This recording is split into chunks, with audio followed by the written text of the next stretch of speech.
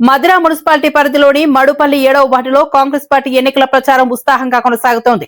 TDP మద్దతుతో Congress party అభ్యర్థిగా పోటీ చేస్తున్న సీలం నర్సిరెడ్డి భారీ జనసంద్రం మధ్య ఇంటింటి ప్రచారం చేపట్టారు. వార్డులో ప్రతి ఇంటిని సందర్శిస్తూ ప్రజలతో నేరుగా మమేకమై వారి సమస్యలను అడిగి తెలుసుకున్నారు.